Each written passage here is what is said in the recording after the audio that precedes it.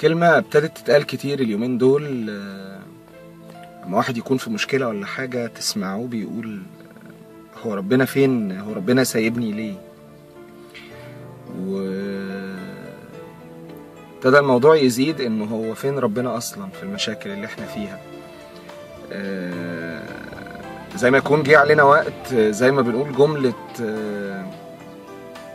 الناس بتخلف وبترمي، ممكن يجي علينا وقت نقول ربنا بيخلق ويسيب، وحاشا طبعا ان احنا نقول كده، بس هي الفكرة انه لازم نعرف سبب الجملة اللي يخلينا نقول كده علشان نقدر نوصل لحل. ما فكرت في الموضوع ده لانه ناس كتيرة جدا ممكن يكونوا بيبعتوا مشاكل او يقولوا لي امير انت بتتكلم في دنيا احنا مش عايشينها، هو ربنا فين اصلا يعني؟ وناس كتيرة جدا يكتبوا لي ربنا ليه ناس.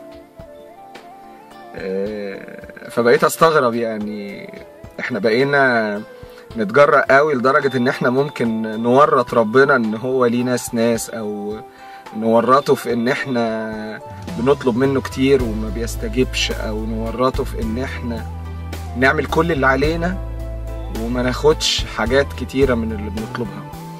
فاما جيت فكرت في موضوع انه ربنا سايبنا ده، لقيت انه الموضوع شبه قوي لما واحد يبقى عنده طفل صغير والطفل ده هيبدأ يتعلم المشي. في المرحلة اللي بيتعلم فيها المشي، لو هو حب يوقف نفسه ووقع وحد جري عليه في وجود أبوه أو أمه، تلاقوا الأب يقول مثلا لا سيبه علشان يقوم لوحده. الأب نفسه هو اللي بيقول سيبه. لما جيت قارنت الوضع ده بكلمة هو ربنا سايبنا ليه، حسيت انه ربنا بيسيبنا واحنا واقعين علشان نعرف نوقف نفسنا. ده معناه انه ربنا اللي هو عارف كل شيء من قبل ما اي حاجة تحصل، عارف قدراتنا كويس، فاكيد هو الوقت اللي هو سايبك فيه انت تقدر تقوم نفسك، بس الفكرة انت ما بتبقاش عارف ده، بتكتشف ده بعد كده، تقول يا سبحان من عداني بالموقف ده. ساعتها بتدرك انه ربنا هو اللي عداك. اذا ربنا مش سايبك، ربنا في عز ما انت متخيل انه مش موجود، لا ده هو موجود وعينه عليك قوي، بس هو عايزك تقوم تقف لوحدك. يعني عارف ربنا لو سايبك او لو ربنا فكر يسيبك، الأجهزة اللي شغالة جوه جسمك وانت مش متحكم فيها، القلب اللي بينبض وانت مش بتديله الأمر بالنبض، كل الخلايا اللي بتنمو وكل الإشارات اللي بيرسلها المخ وانت مش متحكم فيها، أكبر دليل إن ربنا مش سايبك. ونومك وصحيانك أكبر دليل إن ربنا مش سايبك.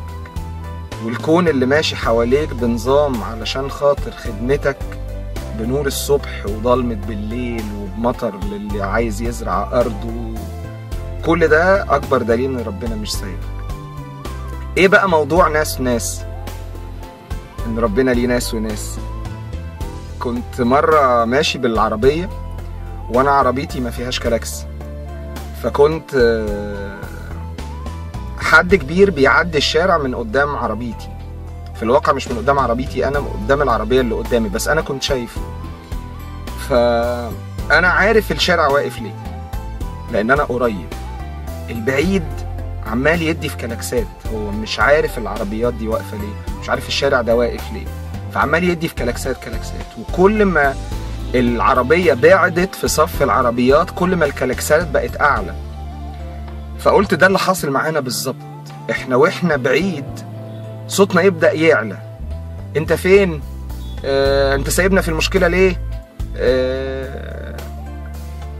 وكل ما بنقرب اكتر كل ما بندرك وبنشوف اكتر ان كل ده بيحصل بترتيب وبسماح منه. ممكن لو قربنا اكتر واكتر نشوف ان ده كمان للخير.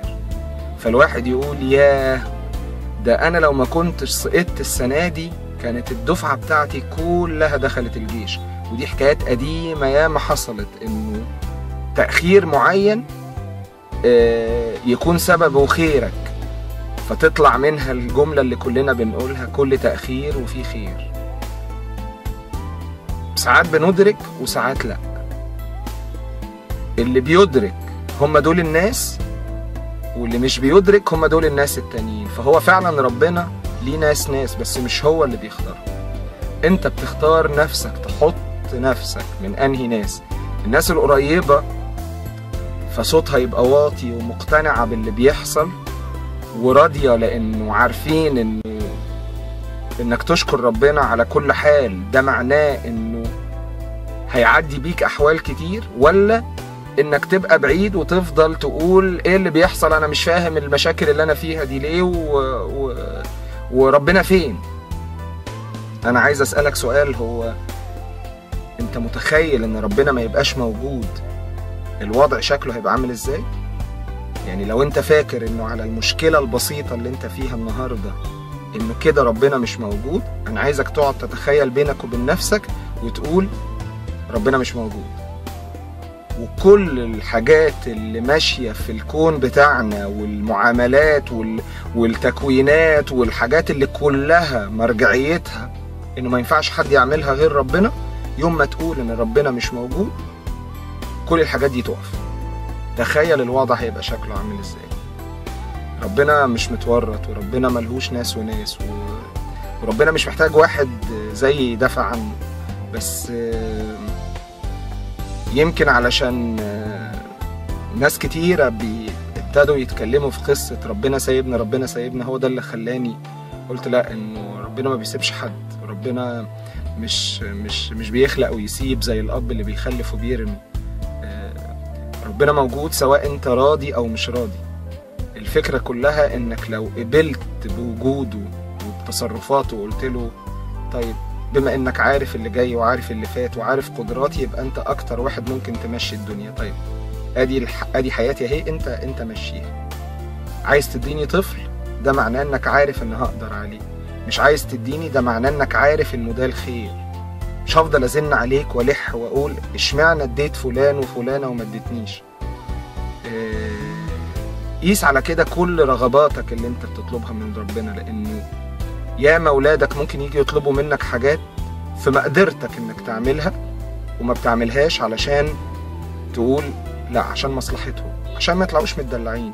لا، اصل هي مش هتفيده في حاجه. هو ربنا برضو من حقه كأب لينا وكإله للكون كله، كضابط الكل اللي احنا عايشينه ده، من حقه جدا ان احنا لما نطلب منه حاجه وهو شايف ان الحاجه دي مش وقتها، مش لازم تحصل دلوقتي، مش لازم تحصل اصلا، لانها لو حصلت ممكن لقدام تضر، لا خلاص، يبقى لازم نقبل بالوضع ده عن ايمان واقتناع. وكل الاديان بتقول انك لو شكرت ربنا هيعديك حاجات كتيره. مرة يقول لئن شكرتم لأزيدنكم، ومرة يقول عندنا نشكر الله على كل حال ومن أجل كل حال وفي كل حال. ربنا عارف هو بيعمل ايه، وعارف انه ده الخير لينا. صباحكم فل.